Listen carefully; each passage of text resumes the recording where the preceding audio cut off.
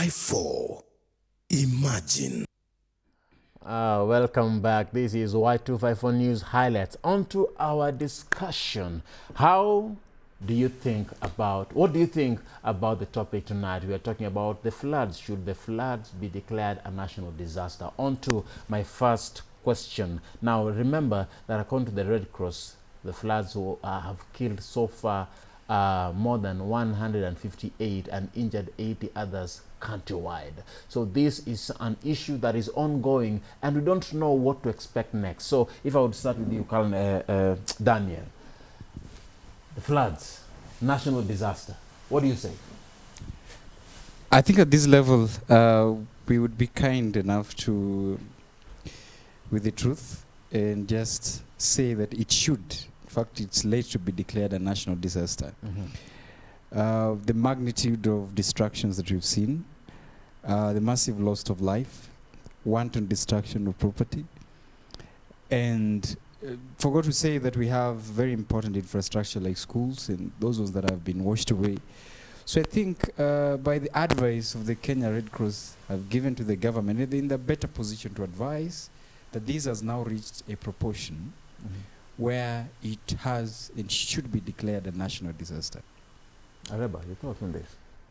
I'm of the contrary opinion of rushing to declare floods as a national disaster.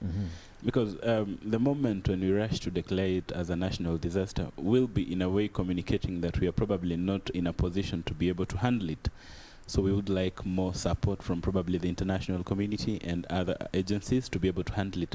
So as much as I agree that we've had a lot of suffering, we have had very many loss of lives and destruction of property, I believe we are not in a position, we are not yet at a moment of declaring it as a national disaster. I think so far so good as we are speaking at the moment. Multi-agency efforts have come in and we've been able to see quite a very good response in terms of trying to deal with the effects of the flood. So I really don't think that it's quite time to declare it a national disaster. Regardless of the statistics? I mean, I'm not really trying to justify that what has happened I'm not trying to say that the lives that have been lost, the 126 and the property that has been destroyed is something to look aside. What I'm trying to say is the reason why we are not yet there of declaring it as a national disaster is that so far so good, I think the multi-agencies have been in a position to contain and try to deal with its effects. So all we're trying to look at is which mechanisms have been put in place to deal with the issue of floods. I think the abridgment paucity of what we call the poker fest. Just help me with the microphone. your mic has a problem. My mic has a problem. Yeah. Sorry. So you can use this one. I think you can share. Okay. No problem. I think the abridgment, the paucity of the poker fest, the meditative you had leadership I of this nation has actually been a letdown. So if we didn't declare drought to be a disaster, I don't see the necessity of declaring the flood a disaster. Because in one way or another, the drought was too much. But then this we could have controlled because there were so many early warnings towards all this. But somewhere along the line, we've decided to be a reacting country, not that acting country. We've decided to be a responding country, but not a responsible country. We've decided to make a country be a country where there are early warnings, but then there is no action that is taken. We talk too much, but then there is no preparedness. So therefore, we cannot take advantage over just given climatic change that could have been mitigated during some given period of time to become a national disaster. Therefore, somebody is sleeping on the job. Because very soon, in another 3 months' time, we'll be talking of another given drought. So we're talking, someone should be blamed for this now? Precisely. Somebody must take responsibility instead of being... why do we respond when there is nobody taking responsibility? Wow. Daniel, who should be blamed now? You disagree with him? Yeah, on a larger scale, I disagree. Central to the discussion about something being declared a national disaster is that no single Kenyan lives should be lost in any form of calamity like this. we are actually like the statistics that you placed in play. One is that over 120 or 150 lives are gone. You are looking at a number of 400 and something infrastructure that is swept away. That is so important to this country. 260 something displaced. You see, we cannot try to do some barrage with this kind of statistics, because at the end of the day, we are talking about the lives of Kenyans. Now, going back to what my fellow lawyers just notified, that we could be quick. You know, we can't say whether we are quick or slow when lives are threatened and lives are lost. And then you try to rationalize whether the multi-agency are doing a good work or a bad work. Like Karl Marx have said, we have a history in this country. A history where we share, it's what I call bad manners. That until a Kenyan lost a life, that is when something has to be done. Until an ordinary citizen lost lives. We saw the governor of Nakuru rushing to Solai. This morning, Tana River Governor Mheshimiwa Dado Godana was in a station and saying that as much as he admits there is wanton destruction and lives are lost, that we should be careful on how we brand our country. and you see, we can't be so nice and so economical with the words when what we are seeing is not really what the country is being portrayed in a very negative light. So I am saying this in its fact, but the drought was declared a national disaster. Yeah, it was. It was declared a national disaster by the president. And so this one, the earlier the better. Let us not fear. You know, if in your house umeshindwa, you are defeated to control some situation, call for help. It doesn't mean that if the government calls for international help, that we are incapacitated as a country. We should actually declare this and require that international bodies come into the aid of Kenyans who are suffering and who are losing lives and property out of these kind of menace that we are having. I think, first of all, apart from his good English, I would like to rectify the fact that drought was indeed declared a national disaster. But now coming to the floods, I largely agree with the truth that we are that country that waits for something to happen, then we call for press conferences.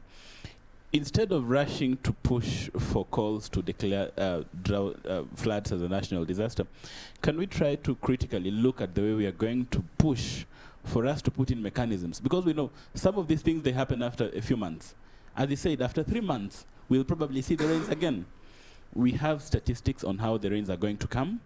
We keep on throwing plastic bottles around. We've been told that in Nairobi, instead of saying what we are going to do currently to unblock the drainage, we are busy blaming the people who were there before. So I think before we declare it, can we now look at trying to put in mechanisms to avoid the repeat of the same in the future, rather than just calling for, because where we are right now, I think floods are, they're subsiding from most parts of the country. I saw Nyando is one that is now affected partly. We saw in Garissa they have gone down, where we had the KDF airlifting people from their homes, in Kilifi partly. But as time goes by, you can see that in most parts of the country, the floods have gone down. But you know, the debate currently that we are is at hand, who should be blamed now? When you're talking about the floods going down, yes, some parts of the country have been affected. In fact, the whole country has been affected. So should we blame the Kenyan citizen? When it comes to laying the blame, I think partly we all throw plastic bottles around. That is number one. It's not Mother Nature. I'm not going to stop there. Number two, we normally have weather forecast. What do these agencies do? Last time we had a lot of money being put aside for floods. Some floods never came at that point. What happened with those monies? Right now, Nairobi County is saying that it's putting more than 700 million to unclog the drainage. And even the president said that instead of hiring people to do this, give this to the youth to do it. Do we ever follow up and say, now this project started of unclogging the drainage, how far did we go? Did we see it to its completion? So I think so far so good. Those in leadership positions have really let us down big time, in that now most projects have become cash cows, unfortunately. So what is the solution now?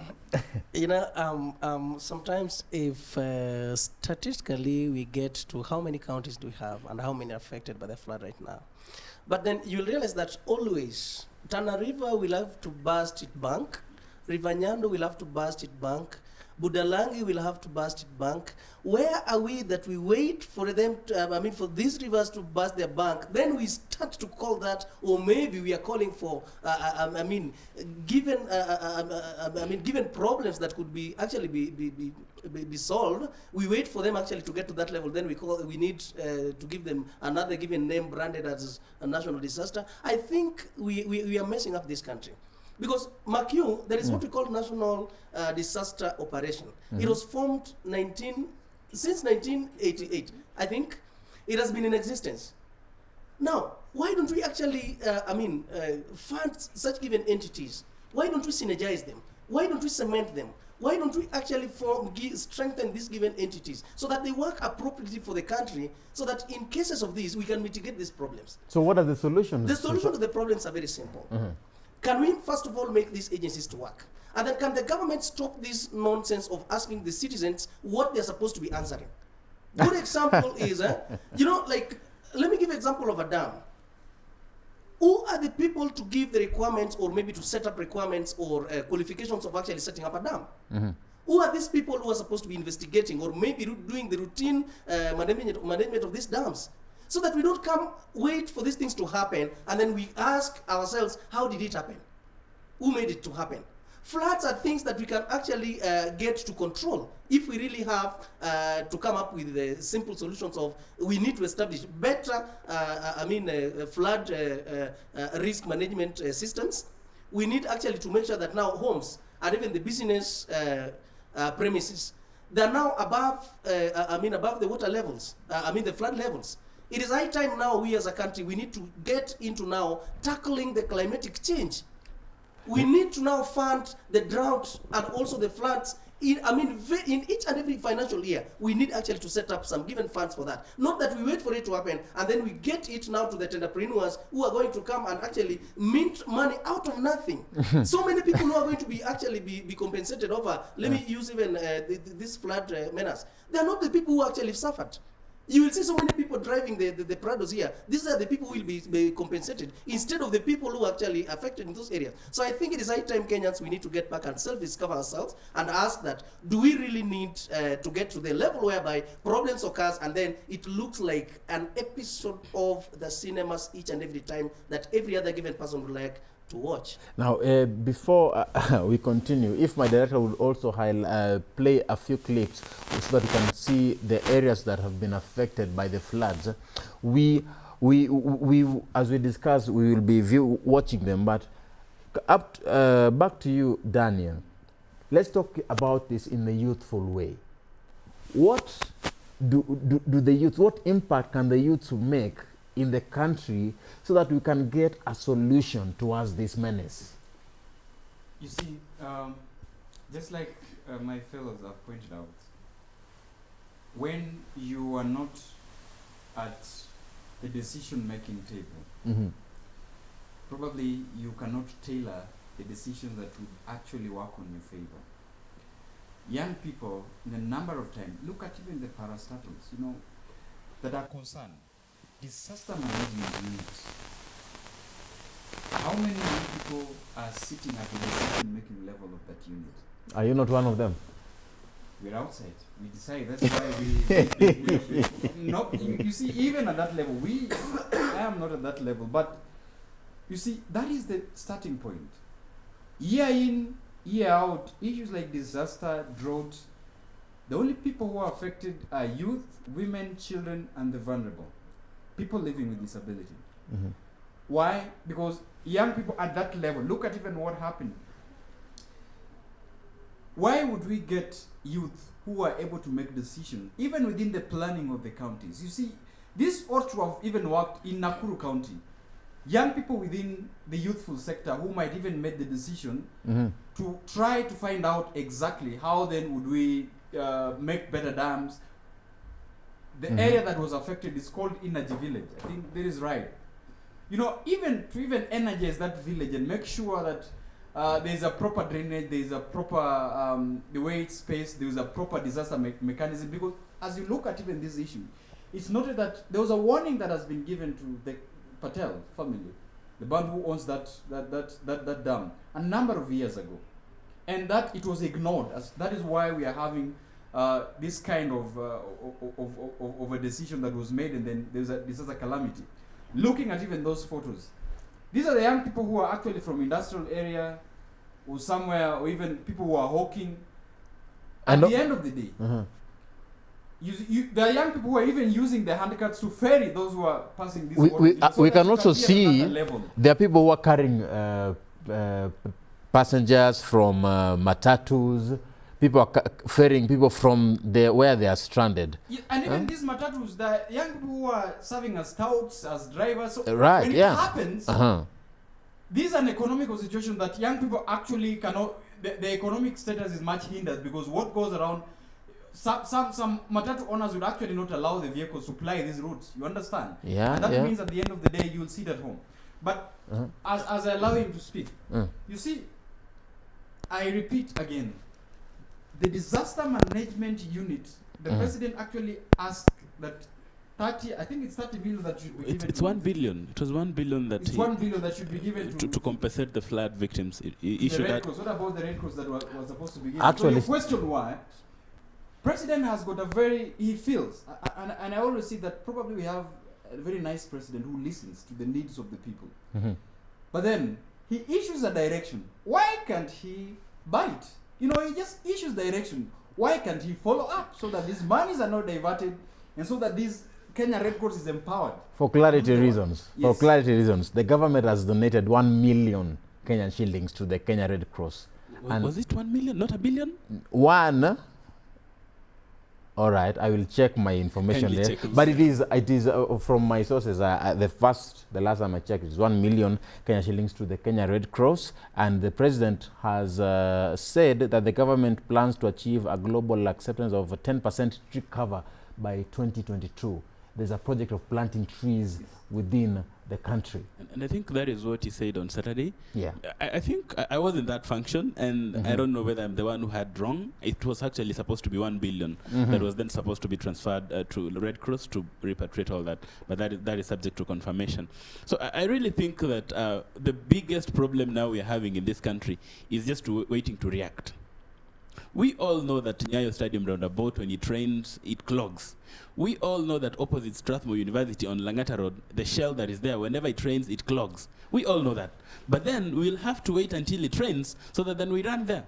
And I would also like to highlight the status of Nairobi County in terms of the drainage system. It's quite sad. Anytime if it rains and you're in town, be sure to have around 30 bob to be on a hand cut. And if you're unlucky, if you're going to Rongai, the fare will be 400. You better go to Naivasha to your grandmother's than going to Rongai. What I'm trying to say is that Nairobi County is one of the cities in this country which has a disaster in waiting in terms of the drainage system. Whenever it rains, even just for 5 minutes, we have water floods all over. And the best we are doing in Nairobi County is trying to portray some things we are doing on Facebook Live. We cannot do things silently and clog the drainage and that. So we should not have this habit of having to wait until something happens for us to react. And as the president issues that directive, can he just walk through the system? It won't make sense once you say I've issued $1 billion or $1 million, then it ends there. What are the mechanisms you're going to put in place to ensure that there is no repeat of the same in the coming 3 months or so? It makes me wonder concerning the status of, for example, the plans that the county governor, that is Mike Sonko, also has for the county. But that is also another discussion. So far, final word. The abrogation system and methodology of handling the problems in this country is even worrying more. Because ask yourself, if the president actually gets to say that he has donated 1 billion, first of all, in terms of disasters, where does this fall? Under which ministry do we get it? Right. If it is the special programs, is that money there? Because when we talk of an emergency fund, it needs to be readily available. We cannot subject common man to get into M-Pesa formed by the same government that they are paying tax to go and donate for their own citizens in the name of we are looking for the way to get our people out. Why are we paying taxes? It is high time the government needs to get out of these sobriquets. They need to get out of this slumberland. We need to now get the reality of working for the people, service delivery. So the president cannot just stand there and make that given statement that is donating. What are you donating? Give directives under which given ministry is that given emergency fund coming from? But now, coming from the government now, if we leave the government alone, don't we also have a role? But okay, should we declare it a national disaster now? Of course. I don't believe we need to declare this as a national disaster, because first of all, do you know if you get to the County Government Acts, they're supposed to be actually giving out 2% of their collections to get to the emergency funds. So that means each and every given county will even say that to us, according to our given capacity, we can manage the floods here. Wow. Final words. My final words. Yeah. The first thing is that we probably need proper planning in terms of doing our things. We can't always be waiting to react. And as he clearly put it, I mean, we have a government and a country that we always wait to react. We never project and see what will happen, how can we prevent it. So if we're able to plan in advance and be able to prevent all such issues, then we might not get to a discussion of having to say, let's declare this a national disaster or so. Secondly, I think even the citizens on a very small, contribution, let's also try to avoid the issues of dumping plastic bags and everywhere. As much as they try to argue that it's the responsibility of the government to ensure everything is good and such, let's also play our part. Let's also play our part, and we need to now start holding our leaders accountable. The president has said that he's not going to tolerate all this, but we have not yet seen him coming out. And my final word. That was your final word. My final word. Anything that happens in this country, the people who bear the brunt most are the youth. Okay. They're the unemployed. They're the ones who are the majority. They're the ones who we have hope for the future. And so we need to see that the youth also come up to try and question some of these things and mitigate some of these things. Right. Otherwise, our future is doomed. The president should first of all disband the disaster management unit as soon as tomorrow. Secondly, that Nairobi County in itself should actually ask that the beginning from the executive of that county should actually step aside. Allow more competent personalities to run the affairs of this county. Oh.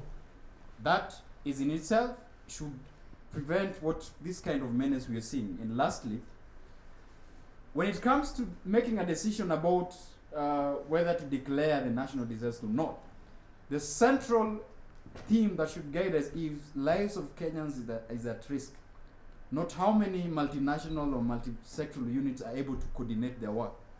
History have shown us that we have a culture, and a very bad culture, of being reactive as opposed to being proactive. So it is wise for our good president that asking for help is not weakness. Please declare flood as a national disaster so that you receive help. Just a final I comment. think Because it started the other way around. Final. So I no. think it's in order that I make my submission, right? I think we should conclude the discussion because time is not on our side. And why Mashariki is coming up next in the next few minutes, we don't want to eat into their time, Karl Marx. If you allow me, please. Okay. I know we have a lot to... clarification, it's $1 billion actually. It's $1 billion for Red Cross. Yeah, thank you very much for the clarification. I only wanted to stress on the inclusion of the youth and